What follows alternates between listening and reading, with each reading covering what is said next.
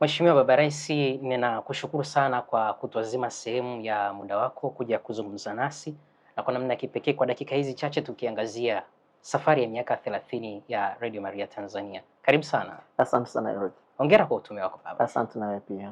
Tunaposherehekea miaka 30 ya Radio Maria Tanzania, ni mambo gani ya kipekee hasa tunayoyasherehekea hapa? Tunaposherehekea miaka 30 ya Radio Maria, nikiweka kwa kifupi kabisa, tunasherehekea kuishi uaminifu dira yetu. Ndio. Kama wana Radio Maria, dira yetu ambayo inatuongoza siku zote ni kuweza kuipeleka habari ya Kristo, habari njema ya Kristo, Injili ya Kristo kwa viumbe vyote, kwa watu wote, kila mahali na wakati wote. Kwa hiyo pale ambapo Radio Maria ilianza hapa Tanzania, kama ambapo tunakumbuka ilianza kule Songea, tulikuwa tunawafikia watu wachache kwa jimbo kuu la Songea. Lakini katika vichwa vyetu, kutokana na dira yetu, tulikuwa tunajua kabisa kwamba lengo letu ni kuweza kuwafikia watu wengi zaidi. Kwa katika safari hii ya miaka 30 tumeweza kutimiza dira yetu kwa kiasi kikubwa sana. Kwanza tumeweza kuwa waaminifu katika uinjilishaji, lakini pia tumeweza kupanua wigo wa radio kufikia majimbo yote hapa Tanzania. Kwa wakati tulianza na kituo kimoja, sasa hivi tuna vituo 55 vya kurushia matangazo, vingine viko pembezoni kabisa mwa nchi yetu. Kwa hiyo ile lengo la kupeleka Injili ya Kristo kwa watu wengi zaidi, hasa wale wa pembezoni, tumelifikia kwa kiasi kikubwa sana. Na matangazo yetu yanarushwa masaa 24, kila wakati ukifungua radio unakuta Radio Maria iko pale. Kwa hiyo kila mara mtu anapotaka kupata habari njema, basi anakuta habari njema iko pale. Na tumekuwa tukilifanya hili kwa uaminifu mkubwa. Tumekuwa ni sehemu ya faraja, tumekuwa ni sehemu ya upendo kwa watu wengi. Kwa hiyo kwa kiasi kikubwa tuna kila sababu ya kumshukuru Mungu kwa ajili, lakini tuna kila sababu pia ya kusherehekea uaminifu huu. Ni siri gani hasa imekuwa sehemu ya mafanikio haya yote? Siri kubwa naweza nikasema kwamba kwanza ni uaminifu wetu kwa mama yetu Bikira Maria. Ndio.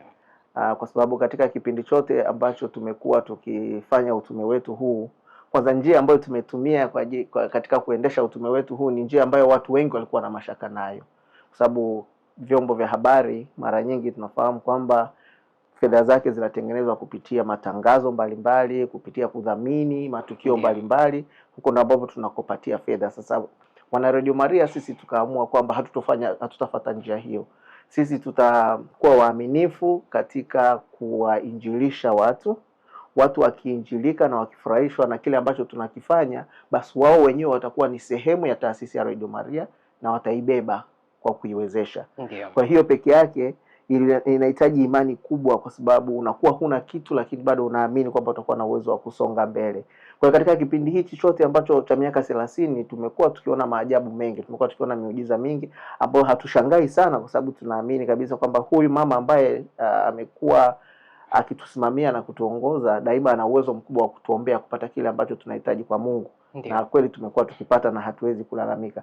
Kwa la kwanza naweza ngasema ni imani kubwa tulionayo kwa huyu ambaye tumejiweka chini yake. Ndiyo. Lakini pia uhusiano mzuri na wadau wetu. Ndiyo. Tumekuwa na uhusiano mzuri sana na kanisa la Tanzania, tumekuwa na uhusiano mzuri sana na mababa, maaskofu na mapadre, watawa, na hata wasikilizaji wetu na wadau mbalimbali wamekuwa wakivutiwa sana na shughuli hii ya uinjilishaji na wamekuwa wakituunga mkono mara nyingi. Na nadhani mmoja kati ya vitu ambavyo vinasababisha kuweka mahusiano haya mazuri pia ni jinsi ambavyo tunakuwa tukiwasiliana nao, lakini uwazi wetu katika utendaji. Tumeamua pia kuchagua njia ya kuwa wazi sana katika kuwashirikisha taarifa mbalimbali, ikiwa ni pamoja hata na masuala ya fedha, matumizi, mapato na vitu kama hivyo. Kwa ule uwazi, na pale tunapokuwa tumetindikiwa tunawashirikisha pia katika uwazi, ni miongoni mwa vitu ambavyo tunaona vimeimarisha sana mahusiano yetu. Na basi kila mara tunapokuwa katika wakati mgumu tukienda kuwakimbilia, wamekuwa wepesi sana kutubeba. Hivyo ni vitu vichache ambavyo nahisi kabisa kwamba, lakini pia nisije nikasahau kwamba pia tumekuwa na watu wengi ambao wamekuwa na moyo wa kutaka kujitolea kwa ajili ya utume huu. Kwa sababu hatuwezi tukazungumzia mafanikio ya utume wa Radio Maria tukaacha kuwazungumzia wale wafanyakazi ambao wanafanya kwa kujitolea, volunteers. Tumekuwa na volunteer karibu nchi nzima. Sasa hivi tunao zaidi ya 5,000, 6,000 ambao wanashirikiana nasi katika kampeni. Lakini hata watumishi ambao wengine wameajiriwa, kama wanajitolea, sehemu kubwa ni kama wanajitolea. Ndiyo. Kile tunachowapa ni kama posho kidogo, lakini ni watu ambao wamekuwa wakiutumikia utume kutoka ndani na wanajitoa kwa moyo wao wote. Kwa hiyo tukichanganya yote haya kwa pamoja, basi tunaona kabisa kwamba tunapata kile ambacho tunakuwa tunakifanya. Kwa hiyo nadhani hayo ndio mambo makubwa sana ambayo yamekuwa yakitusaidia kuwa kama tulivyo. Katika safari ya miaka 30 bila shaka hapakosekani changamoto. Yaambiwa changamoto ambayo pengine imetokea katika kipindi cha miaka 30 iliyokuwa kubwa sana wakati fulani. Unaweza kumshirikisha mdau wetu? Changamoto ambazo naweza nikasema ni kubwa sana zilikuwa ni mbili au tatu, lakini nitazungumzia mbili zaidi. Ya kwanza ilikuwa ni kueleweka kwa utume wenyewe. Ndio. Kama nilivyosema, hichi ni chombo cha habari ambavyo viko pia vyombo vingine vya habari na watu wanafahamu vyombo vya habari vinavyofanya kazi. Kwa sasa unavyokuja kuanza kutoa habari zile, alafu unaanza kuambia watu wa kuchangia ili kutoa habari, kubadilisha mtazamo wa watu na kuelewa kwa nini wachangie wakati vyombo vingine vya habari wanasikia bure, kidogo inakuwa inaleta ukakasi kwa watu.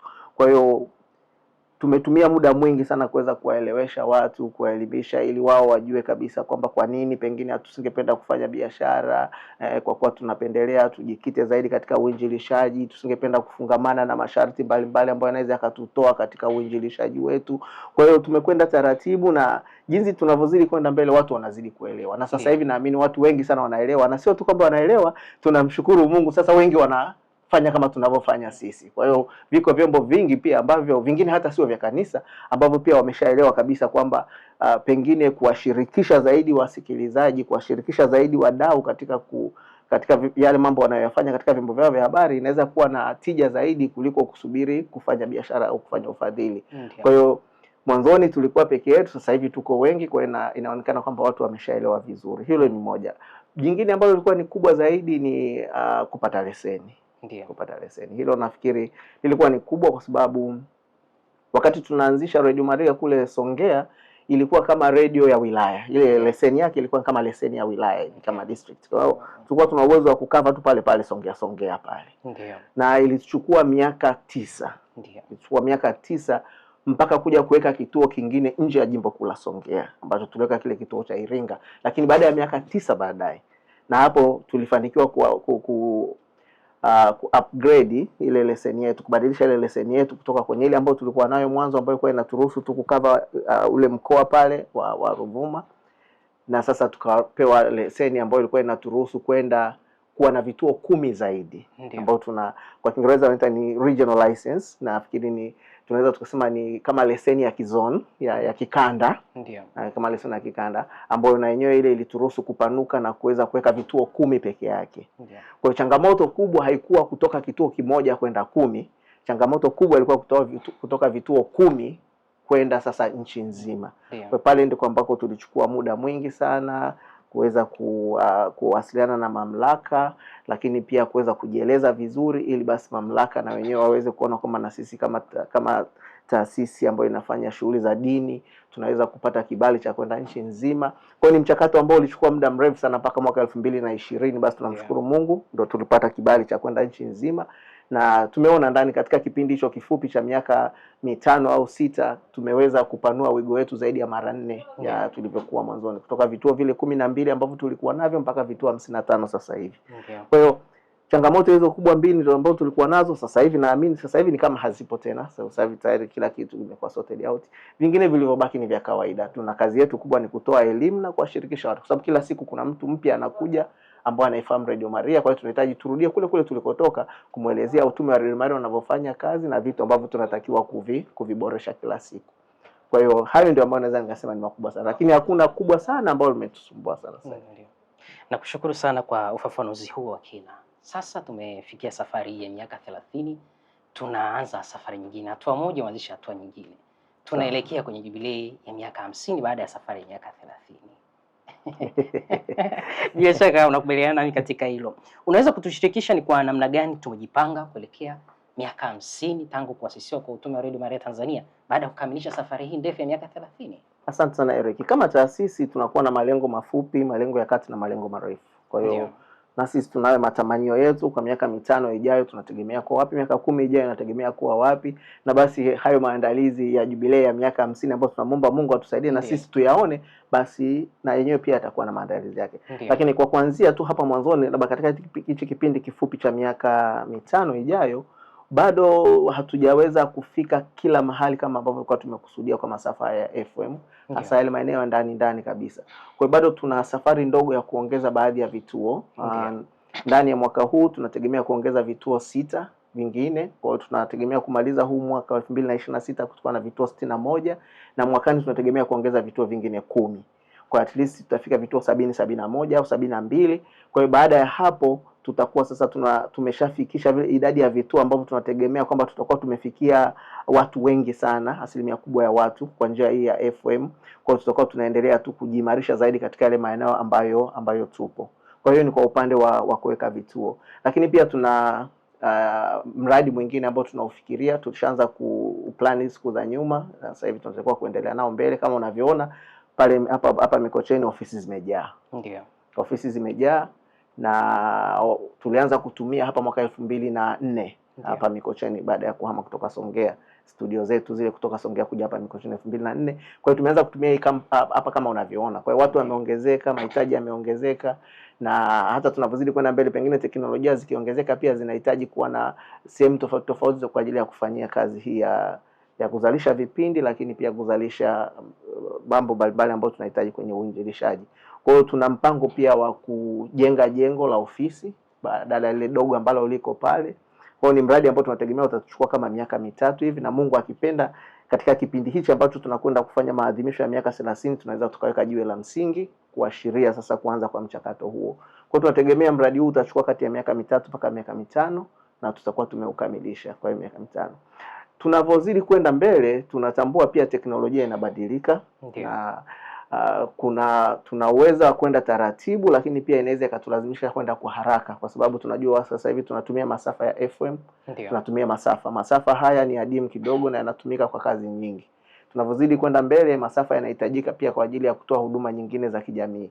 Kwa inawezekana pia serikali ikahitaji kuchukua baadhi ya masafa, na sisi tukalazimika kuhamia kwenye njia nyingine ambayo inaweza kuwa ni ya kisasa zaidi kwa ajili ya kufanya hichi ambacho tunakifanya hapa. Wenzetu huko Ulaya wameshakwenda kwenye, sisi hapa tunarusha matangazo yetu kwa mfumo wa kianalogia. Wenzetu huko Ulaya wameshakwenda kwenye mfumo wa kidigitali kwa upande huu wa hizi radio, matangazo ya radio. Kwa na sisi pia tunaona kwamba na sisi tutaelekea huko. Kwa hiyo tayari tumeshaanza mchakato wa kujipanga ili tutakapofika hiyo hatua ya kwanza kwenda sasa kutoka analogia kwenda digitali, na sisi tuwe tayari tumeshaanza kujipanga kwa ajili ya safari hiyo. Na sio jambo ambalo litakuwa geni kwetu, kwa sababu tunamshukuru Mungu katika shirikisho letu la Radio Maria ulimwenguni tayari kuna wenzetu wako kwenye digitali tayari na ambao tuko nao. Kwa hiyo wale tutaendelea kuwatumia kupata uzoefu, na tunaamini kabisa kwamba watatushika mkono wakati ambao tutahitaji kwenda huko. Kwa hiyo tunaona kabisa kwamba miaka 50, maadhimisho ya miaka 50, tutakuwa bado Radio Maria hii, lakini tutakuwa pengine tumebadilika sana katika masuala ya teknolojia, kwa sababu na ulimwengu utakuwa umebadilika sana katika teknolojia. Kwa hiyo nasi hatuachwi nyuma. Tukumbuke tu kwetu sisi kutoa huduma bora ni jambo la msingi sana. Kwa hiyo tunatoa huduma bora, tunatamani kutoa huduma bora sawa sawa na vyombo vingine vya habari au hata zaidi, kwa sababu injili ina thamani kubwa na tunapaswa kuinjilisha kama ilivyo na thamani. Tunapaswa kuinjilisha kama ilivyo na thamani. Kwa hiyo haturushi tu vipindi vyetu kwa sababu tunatakiwa kurusha, lakini tunahakikisha kwamba tunarusha katika ubora, na wale wanaofikiwa na habari hii njema waipokee vizuri. Kwa hiyo kila wakati tutakuwa tunaangalia teknolojia bora zaidi na ambazo zinatuwezesha kuwafikia watu kwa ubora zaidi. Ndio. Nakushukuru sana baba, tunaelekea mwishoni, na tukiwa tunaelekea mwishoni ningependa utushirikishe kwa nafasi yako. Tumezungumzia swala la teknolojia, lakini pia ndani yake kuna masuala ya mitandao ya kijamii ambao ukuaji wake umekuwa ni wa kazi zaidi. Ni kwa namna gani Radio Maria Tanzania inajipambanua katika teknolojia na kwa namna kipekee uinjilishaji kupitia mitandao ya kijamii? Asante sana Eric. Lengo letu msingi ni kufikisha habari njema kwa watu. Ndio. Kila wakati, mahali pote. Kwa hiyo sisi wana Radio Maria zaidi ya kwamba tunatumia FM radio, tunatambua pia kwamba tunapaswa kuendana na teknolojia. FM radio unabidi uwe umekaa mahali, labda umetulia, umeweka radio yako unasikiliza pale, ukiwa umeondoka uweze kuendelea kusikiliza. Kwa ile dhana ya kila mahali inakuwa kidogo haipo kwa sasa hivi. Okay. Lakini basi tunamshukuru Mungu kwamba teknolojia mpya zinakuja kila wakati. Sisi hatufungwi kutumia teknolojia nyingine zozote ambazo zinatokea sasa hivi kwa ajili ya uinjilishaji, zilizoko sasa hivi na zitakazokuja hapo baadaye. Lengo letu ni kwamba kila mahali alipo binadamu kwa wakati wowote tuwe na uwezo wa kumfikishia habari njema, aidha ni kwa njia ya radio au ni kwa njia ya teknolojia za kisasa, lakini tuhakikishe kwamba habari imefika pale. Na hili tumekuwa tukiliishi vizuri sana. Utaona sisi kama Radio Maria hapa, sisi wana Radio Maria tumekuwa tukiinjilisha kupitia katika mitandao yetu yote. Tulianza na mtandao wa kijamii wa Facebook mwaka 2014 kama 2014. Sasa hivi tayari tuna wafuasi zaidi ya 1,700,000 na tunasukuma angalau tufikie 2,000,000 na kuendelea. Ni kiwango kikubwa kabisa, na sio tu kwamba ni wafuasi wamekuepo kule kama namba, lakini ni wafuasi ambao kweli wanashirikiana pamoja na sisi, na tunaona kabisa kwamba kuna mawasiliano ya pamoja na watu wanafurahia zile kazi zetu ambazo tunazifanya kule.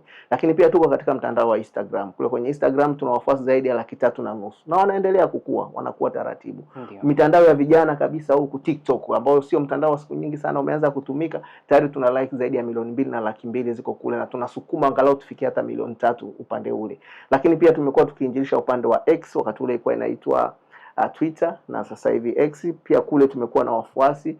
Sasa haikui kwa kasi sana sasa hivi kwa sababu ya matatizo ya kiufundi, lakini na yenyewe angalau tumekuwa na watu ambao tunainjilisha kule. Kuna WhatsApp channels ambao tumekuwa tukitumia. Sasa hivi tuna wafuasi kama 320,000 na tunategemea kusukuma walau tuende mbele zaidi tuweze kuwafikia watu wengi zaidi. Kwa hiyo ukiangalia kwenye YouTube yetu sasa hivi tuna wafuasi karibu ya 90,000 na tunategemea hivi karibuni tutafika 100,000, lakini lengo ni kusukuma tuweze kufika mbele zaidi. Yaani lengo letu sisi ni kwamba kwenye kila mtandao wa kijamii tuwepo. Ndio. Kwa hiyo mtu akiingia kule, hata kama anapitia mambo mawili matatu ya kawaida ya kijamii, basi akute na neno la Mungu pale kidogo, limkumbushe kwamba ana wajibu wa kushukuru Mungu, ana wajibu wa kusali na ana wajibu wa kujifunza. Kwa hiyo na tutaendelea hivyo hivyo hata katika ile mitandao ya kijamii ambayo inakuja sasa hivi, ambayo bado hatujakuepo kule, tutaingia kule pia na tutaweka tutahakikisha kwamba tunainjilisha. Na ikija na mingine pia tutafanya hivyo hivyo. Kwa hiyo tunafahamu kabisa kwamba sio rahisi sana kwa sababu unahitaji kuwa na watu wengi, lakini kama nilivyosema pia tunamshukuru Mungu kwa kuwa na wafanyakazi wanaojitolea kwa ajili ya utume huu, wale volunteers wetu. Kwa hiyo tutaendelea pia kuwatumia kwa wingi zaidi ili kuhakikisha kwamba kazi haiwi kubwa sana kuweza kufikia hiyo mitandao yote. Lakini kwa ujumla tunakwenda vizuri sana, na naamini kabisa kwamba siku zijazo pia tutakuwa na uwezo wa kwenda kwa kasi zaidi. Baba, una neno lolote ambalo ungependa kusema kwa siku ya leo ambalo sijakuuliza na kwa namna ya kipekee? Sana shukrani. Ndio. Sana shukrani. Miaka hii 30 kumekuwa ni safari ndefu kidogo, lakini pekee yetu tusingeweza. Hakika. Tusingeweza. Kwanza shukrani za kwanza na za kipekee kabisa, tunamshukuru Mungu kwa kuwa amekuwa akitulinda, akituongoza, lakini pia tumekuwa tukimtumainia na kwa kweli tumekuwa tukipata yale ambayo tumekuwa tukiyaomba. Tunamshukuru sana mama yetu Bikira Maria, mlinzi na msimamizi wa redio yetu. Kwa kweli amekuwa akitushika mkono. Hata wakati mwingine sisi wenyewe tunashangaa yale yanayotokea. Kuna mambo yanatokea, ukienda baadaye ukilala usiku unafikiria hata uwezi kuelewa vizuri. Lakini tunaamini mama huyu amekuwa daima akitushika mkono na kuhakikisha kwamba utume wake huu unakwenda mbele. Lakini kanisa la Tanzania, tushukuru sana kanisa la Tanzania, baraza la maaskofu na maaskofu wote, kila mahali wametuchukulia kama watoto wao na kwa upendo mkubwa. Tuna kila sababu ya kuwashukuru na tuna kila sababu ya kuhakikisha kwamba kwa kweli tunarudisha imani hiyo mnayotupatia, tunairudisha kwenu, lakini pia tunairudisha kwa wadau wetu. Lakini pia watendaji kazi wote, volunteer wote ambao wamekuwa wakijitoa kwa moyo wao wote kuhakikisha kwamba utume unafika hapa. Taasisi za serikali ambazo tumekuwa tukifanya nazo kazi vizuri kabisa. Na bila kusahau basi wahudumu na wafanyakazi wote wa Radio Maria ambao tumekuwa tukifanya kazi usiku na mchana bila kujali kipato, bila kujali hali ya hewa, lakini kwa kiu ile ya kuendelea kumtumainia Mungu. Kwa sababu tunajua kwamba ni wajibu wetu na basi tunautendea haki wajibu wetu huo. Kwa hiyo niwaombe pia wadau wetu, na tunashukuru pia wadau wetu wote ambao wamekuwa wakitubeba bila kuchoka.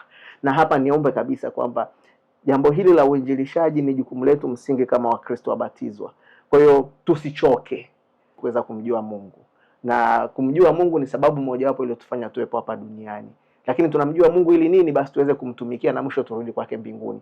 Kwa hiyo sisi kama tunafahamu, basi tuwaambie na wengine waweze kumfahamu Mungu na wawe tayari kumtumikia, na katika kumtumikia ni pamoja na kama hivi kuwezesha vyombo vya habari vya kanisa, kwamba sisi wenyewe hatuwezi kwenda, lakini basi tunatumia mali zetu, tunaviwezesha hivi vyombo, vinakwenda kwa injilisha kwa niaba yetu, na sisi pia tunakuwa tumeshiriki katika shughuli ya uinjilishaji. Watu wanamfahamu Mungu, watu wanakuwa tayari kujitoa kwa ajili ya kumtumikia Mungu. Lengo la mwisho kabisa kwetu sisi kama binadamu ni kuweza kuona uso wa Mungu. Kwa hiyo tusikate tamaa, tusichoke. Siku ya mwisho kabisa ya kuchoka kuwezesha utume huu uwe ni siku ambapo sisi sasa tumefanikiwa kufikia lengo msingi ambao ni kuona uso wa Mungu. Maana yake tumeondoka. Kwa hiyo kwa wadau wetu wote ni waombe tusichoke. Tuendelee kushikamana, tuendelee kuwezesha chombo hichi mpaka tutakavyomaliza safari yetu hapa duniani. Baba, nikushukuru sana kwa muda wako na kwa haya mambo kadha wa kadha ambayo umetushirikisha kwa leo, na nikutakia utume mwema. Asante sana Eriki, nami nakutakia utume mwema. Asante. Tamati ya kipindi hiki maalum, kuishi kwingi kuona mengi, nawe kwa dakika hizi chache pia umepata nafasi ya kuyasikia mengi na bila shaka utayaona mengi. Mimi ni Eric Pasco Junior, kwa niaba ya timu nzima ambayo imehusika katika kipindi hiki, nikutakie wakati ulio mwema. Tumsifu Yesu Kristo milele amina. Miaka 30 ya Radio Maria Tanzania, uinjilishaji, upendo na faraja.